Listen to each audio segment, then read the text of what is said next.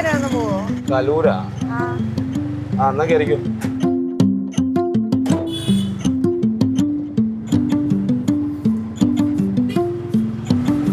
ചേട്ടൻ പൊതിച്ചോറിന് വെച്ചോടുണ്ടോ? ഇതിനെങ്ങനെ റേറ്റ് വരുന്നേ? ഇത് പൈസ കൊടുക്കാനുള്ളതല്ല, ഇത് കുറച്ച് സ്പെഷ്യൽ ആളുകൾക്ക് കൊടുക്കാനുള്ള. എത്രയാ? 40.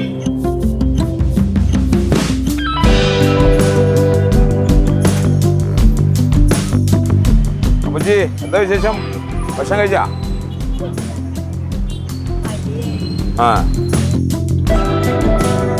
അപ്പച്ചി പോയിക്കോട്ടെ. ഇതായിരുന്നല്ലേ ചേട്ടന്റെ സ്പെഷ്യൽ ആൾക്കാര്? മോളിൽ പോയില്ലേ?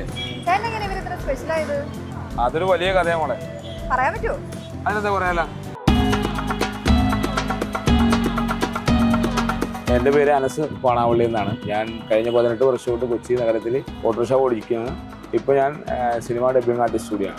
8 വർഷം മുമ്പ് ഇന്ന് കാണുന്ന ഒരു നഗരമില്ല, നമ്മൾ മെട്രോ ഒക്കെ വരുന്നതിനൊക്കെ മുമ്പ് നമ്മൾ ഡേ നൈറ്റ് പൊതുഗതാഗതം ഓട്ടോറിക്ഷ മാത്രം ആശ്രയിക്കുന്ന ഒരു കാലം ഉണ്ടായിരുന്നു. അത് നമ്മൾ ഡേ നൈറ്റ് വണ്ടി ഓടിക്കുമായിരുന്നു. നമ്മൾ ജോസ് ജംഗ്ഷനിലായിരുന്നു രാത്രി ഉണ്ടാകണത്. അപ്പോൾ അവിടെ ഓട്ടോയും ഓടിക്കും, അവിടെ നിന്ന് രാത്രി 1 മണിക്ക് ശേഷം ഉറങ്ങണത്. അപ്പോൾ ഒരു ദിവസം ഞങ്ങളിങ്ങനെ നിൽക്കുമ്പോൾ അവിടെ ഒരു ഒച്ച കേട്ടിട്ട് നമ്മൾ ചെല്ലുകയാണ്. അപ്പോൾ 3 ആളുകൾ അവിടെ ഒരു അടി ഉണ്ടാക്കണം. അപ്പോൾ ആദ്യം നമ്മൾ കരുതി അവർ കല്ല് കുടിച്ചിട്ട് ചെയ്യണൊരു സംഗതി ആകുമെന്ന്. അപ്പോൾ കൂടെ ഉണ്ടാകുന്നതൊക്കെ മാറിപ്പോയി.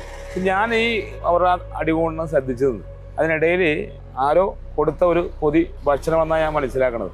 ഒരു സ്ത്രീയുടെ കയ്യിൽ താഴെ പോയി. അന്ന് 2 സ്ത്രീയും ഒരു പുരുഷനുമായിരുന്നു. ആ പൊതി താഴെ വീഴുമ്പോൾ അവരുടെ ഇടി അവസാനിക്കുന്നു. 3 പേരിൽ ഒരാൾക്ക് കിട്ടിയ ഭക്ഷണ പൊതിക്കാണ് അവിടെ അടി ഉണ്ടായെന്നാണ് ഞാൻ മനസ്സിലാക്കിയത്. അന്ന് മുതലാണ് കൊച്ചി നഗരത്തിലെ തെരുവിൽ കഴിയുന്ന ആളുകളുടെ ശ്രദ്ധ നമ്മൾ തിരിക്കാൻ. അന്ന് മുതൽ നമ്മുടെ യാത്രയിൽ ഓരോരുത്തരെ നമ്മളിങ്ങനെ വീക്ഷിക്കുമായിരുന്നു.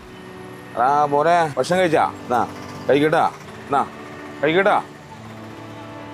അപ്പോൾ എൻ്റെ വീട് ആലപ്പുഴയിലാണ്. അപ്പോൾ ഞാൻ വീട്ടിൽ നിന്ന് എറണാകുളത്തിന് വരുന്ന വഴിയിൽ നമ്മുടെ കുണ്ടന്നൂർ ജംഗ്ഷനിൽ നാടോടികളായ സ്ത്രീകളെ പോലത്തെ കുറേ ആളുകളുണ്ട്. അപ്പോൾ ഒരു കുട്ടി മാത്രം ഒറ്റക്കാ ശീലൻ്റെ അവിടെ നിൽക്കണം.